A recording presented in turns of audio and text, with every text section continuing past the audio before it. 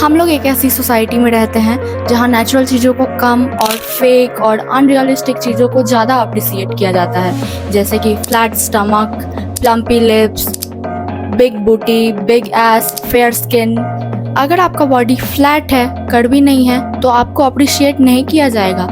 अगर आप बड़े नहीं हैं तो आप सुंदर नहीं हो, according to this fake beauty culture. चलो समझते हैं कि ये सारे फेक क्राइटेरिया कि आपको कैसा दिखना चाहिए, आपके लिप्स कैसे होने चाहिए, आपके बट कैसे होने चाहिए, कहाँ से आते हैं। हम लोग जो कुछ भी देखते हैं या सुनते हैं, चाहे वो न्यूज़पेपर के थ्रू हो या मूवी के थ्रू हो या टेलीविज़न के थ्रू हो या फिर जिस तरह के माहौल में हम लोग रहते हैं उसका इम्पैक्ट हम पे पड़ता है, या फिर जिस टाइप का कंटेंट हम कंज्यूम करते हैं उसका इम्पैक्ट हमारे माइंड पे पड़ता है। एक एग्जांपल से एक्सप्लेन करती हूँ। 2003 में सलमान खान की एक मूवी आई थी जिसका नाम तेरे नाम था, और टाइम्स ऑफ इंडिया के एक आर्टिकल के अकॉर्डिंग बहुत ही कम टाइम में उस मूवी में जो सलमान खान का हेयर स्टाइल था वो यंगर जनरेशन के बीच फेमस हो गया था, और यंगर जनरेशन के जो लड़के थे ना वो सब इस हेयर स्टाइल को फॉलो कर रहे थे। So this is the example which proves that Bollywood has a massive impact on normal people like you and me. अब आप इस क्लिप को ध्यान से देखना कि कैसे एक मॉडल को बट पैड पहनाया जा रहा है एक एड के शूट के लिए, या तो ये किसी कपड़ों के स्पोर्ट्स ब्रांड का सूट होगा या फिर किसी जिम के इक्विपमेंट का सूट। सो जब ये एड टीवी पे टेलीकास्ट होगा या फिर किसी भी सोशल मीडिया प्लेटफॉर्म पे दिखाया जाएगा तो ऑडियंस को तो यही लगेगा कि ये उस मॉडल की रियल बॉडी है। ऑडियंस को क्या पता कि इस मॉडल को बट पैड पहनाया गया है। तो कैमरे पे दिखाया कुछ और जाता है लेकिन कैमरे के पीछे का सच कुछ और होता है। These are the photos of some Indian celebrities which is before and after the surgery. आप दोनों फोटो को देख के ही इजीली उसके बीच का डिफरेंस बता सकते हो।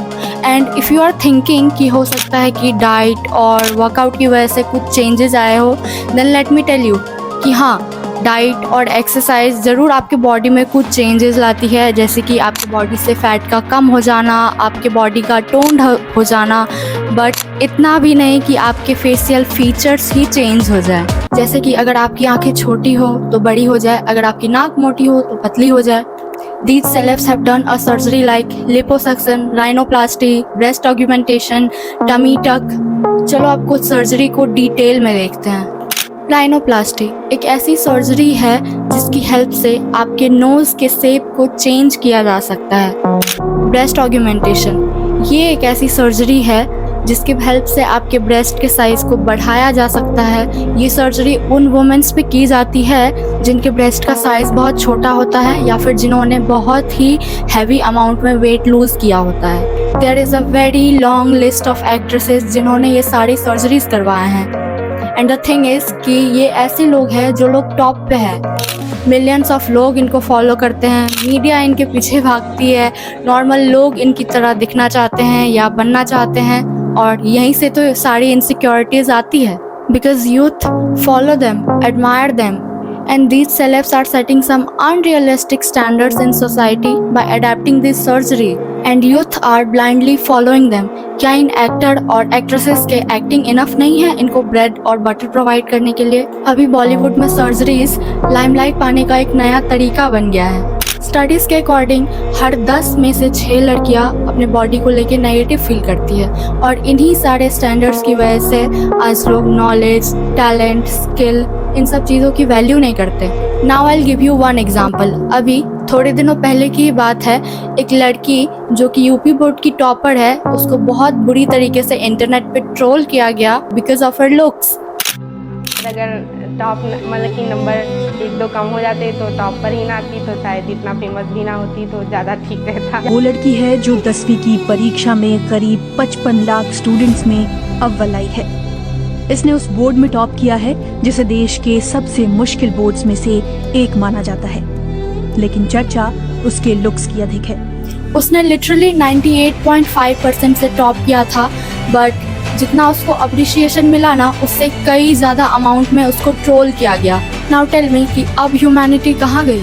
एक तरफ ऐसे लोग जो सर्जरीज, ब्रेस्ट इम्प्लांट और पता नहीं क्या क्या करके लाइमलाइट लेते हैं, उनको अप्रिशिएट किया जाता है, और एक तरफ प्राची जैसे लोग जिनके पास नॉलेज है, उनको इंटरनेट पे ट्रोल किया जाता है सिर्फ लुक्स की वजह से। बॉलीवुड इंडस्ट्री को छोड़ के एक और ऐसी इंडस्ट्री है जिससे रिलेटेड कुछ लोग अननेचुरल फिजिक को बढ़ावा देते हैं, और वो है फिटनेस इंडस्ट्री। बहुत सारे फिटनेस इन्फ्लुएंसर ऐसे हैं जो बोलते हैं कि उनकी बॉडी नेचुरल है, बट एक्चुअल में उन्होंने स्टीरॉइड्स लिए हैं। Now I will show you something. ये एक फिटनेस इन्फ्लुएंसर है, इसके एक रील का कमेंट सेक्शन देखते हैं। And the thing is कि they also have a very big fan following like Bollywood celebs, and people watch their videos, share their videos, and the question is कि ये fitness creator natural body को क्यों नहीं दिखाते? Why they are misguiding public? With the help of exercise and diet, yes you can achieve a figure, but not unrealistic figure जो celebs और ये fitness creator reel या वीडियोस में दिखाते हैं। And let me tell you one thing कि जो qualities आप में होगी ना, वो किसी और में कभी नहीं होगी। And the question is कि as a society why can't we accept and teach our younger generation कि आपके बॉडी का शेप, साइज, कलर कैसा भी हो, just accept yourself, just be confident। किसी भी चीज से इनसिक्योर होने की कोई जरूरत नहीं है, क्योंकि अगर आप परफेक्शन ढूंढने जाओगे ना, then it's a never ending race, because character always matters more than beauty।